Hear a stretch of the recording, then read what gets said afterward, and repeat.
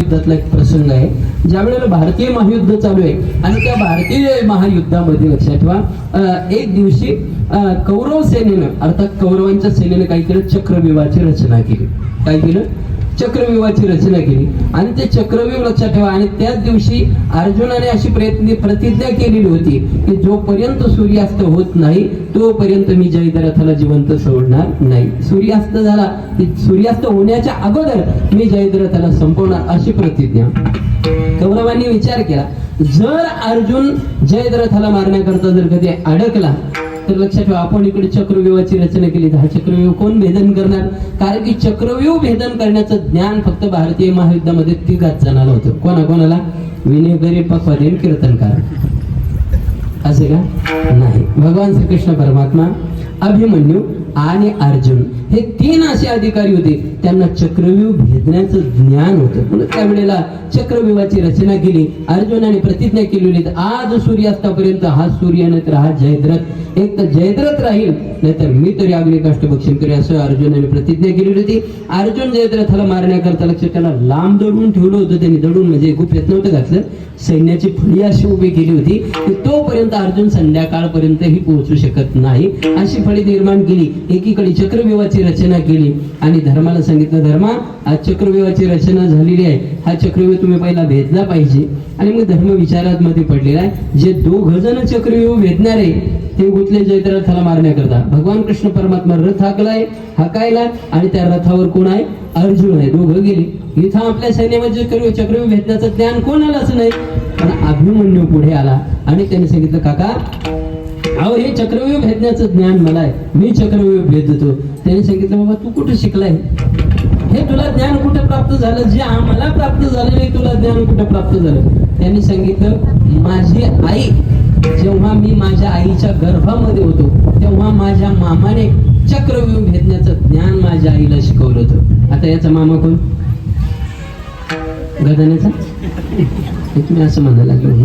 कोण? कृष्ण परमात्मा. कृष्ण परमात्मा त्याचा मामा होता आणि मामाने ही गोष्ट मला शिकवली होती, म्हणून मला चक्रव्यूह भेदण्याचं ज्ञान आहे.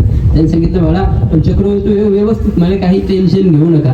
पण गंमत अशी होती, लक्षात ठेवा, त्याला चक्रव्यूहामध्ये जायचं कसं इथपर्यंत माहिती होतं, पण यायचं कसं हे माहिती नव्हतं. का माहिती नव्हतं थोडक्यामध्ये सांगून जातो.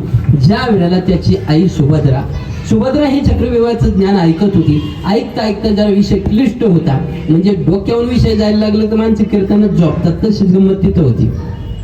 एखादा विषय कळाला नाही माणसं कीर्तनामध्ये सुद्धा झोपा घेतात. तसं लक्षात ठेवा, तर सुभद्रेला जे चक्रव्यूह भेदण्यापर्यंत तिने ऐकलं आणि मग जरा जड जायला लागले म्हणून ती झोपी गेली.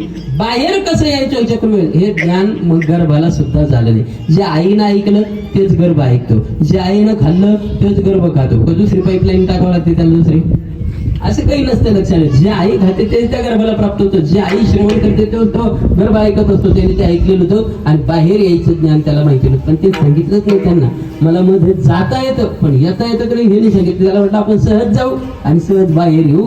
आणि त्या युद्धामध्ये लक्षात ठेवा, अभिमन्यू गेला आणि गेल्यानंतर त्यांनी जसं ऐकलं होतं त्या पद्धतीने ते चक्रव्यूह भेदन करून आतमध्ये गेला आणि आतमध्ये गेल्यानंतर सगळ्या सैन्याने त्याला घेराव टाकला. पण नियम असा होता, एका योद्ध्याबरोबर एकाच योद्ध्याने लढायचं असा नियम होता. पण कौरवांनी तो नियम मोडीत काढला.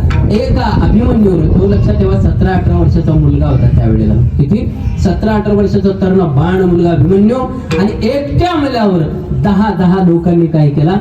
प्रहार केला आणि पर्यायाने अभिमन्यूला त्या ठिकाणी संपवलं, मारलं. लक्षात ठेवा, तो जोरात ओरडत होता, अर्जुनाला हाका मारत होता. त्याची आई होती सुभद्रा, तिला हाका मारत होता. मला सांगा, त्यावेळेला त्याने हाका मारल्यानंतर त्याच्या आईनं, आई कोण? सुभद्रा कुठली? बडीची? नाही, मला हे सांगायचं, सुभद्रेचा अधिकार काय आहे? लक्षात ठेवा, या जगाचा चालक मालक असणारा भगवान कृष्ण परमात्मा, तुझ्या सत्तेने वेदासी बोलले, सूर्याचे चालणे तुझ्या सत्ते, ऐसा तो समर्थ ब्रह्मांडाचा धनी, वर्म हे जाणून शरण आलो. एवढा अखिल कोटी ब्रह्मांडाचा स्वामी असणारा त्याची बहीण सुभद्रा, तिचा मुलगा लक्षात ठेवा आई म्हणून मेला. पण त्या ठिकाणी त्याची आई प्राप्त झाली नाही आणि अभिमन्यूला वाचू शकली नाही. मग लक्षात ठेवा, एवढी पराक्रमी भगवान कृष्ण परमात्म्याची बहीण त्याची आई, ती त्याला सोडू शकली. आपल्या आईचं कुठे घेऊन बसताय बघा ना, काय काय काय आहे का आपला टाळमेळ, कुठं तरी बसतो का आपण मापात. म्हणून असा महान पराक्रमी योद्धा लक्षात ठेवा काळाच्या तावडीमध्ये ज्या वेळेला सापडला त्यावेळेला त्याची आई त्याला मृत्यूच्या समयामध्ये वाचू शकली नाही. दुसरी गोष्ट लक्षात ठेवा, त्याचा बाप कोण आहे त्याचा? अभिमन्यूचा बाप अर्जुन. सगळे ऐकणारी माणूस आहे. अर्जुन महाराज अर्जुन, त्या अर्जुनाचा एकाच ओळीमध्ये ज्ञानोबाने परिचय करून दिला गेला. ज्ञानेश्वरी वाचत जा कधी मध्ये सप्त्याला तरी बसत पारायण नाही गेलेलं. ज्ञानोबा म्हणतात, तू संग्रामी हरू जिंतीला निवांत कवचाचा थाऊ पिढीला पवाडात्व केला गंधर्वासी. ज्ञानोबा म्हणतात अर्जुनामध्ये एवढी ताकद आहे, ऐकणे लक्षात. तू संग्रामी हरू जिंतीला. हरू म्हणजे भगवान शंकर, सगळ्या देवाचा देव महादेव, आणि महादेवाला सुद्धा युद्धामध्ये हरवण्याची ताकद अर्जुनामध्ये होता. एवढा शक्ती संपन्न अर्जुन. निवांत कवच नावाचे दैत्याला लक्षात ठेवा त्या ठिकाणी छाती विदूर करून मारणारा अर्जुन, गंधर्वाला लक्षात ठेवा हरवणारा अर्जुन, इतका महान पराक्रमी योद्धा. सगळं सैन्य दुर्योधनाच्या सैन्याच्या कानावर नाव जरी अर्जुनाचं पडलं तर लक्षात ठेवा थरकाप सुटायचा. एवढा शक्ती संपन्न अभिमन्यूचा बाप होता. पण ज्या वेळेला अभिमन्यू मेला ना, लक्षात ठेवा त्यावेळेला त्याला सोडवायला अभिमन्यूचा बाप सुद्धा आला नाही. म्हणून महाराज म्हणतात, सोडविना तेव्हा माय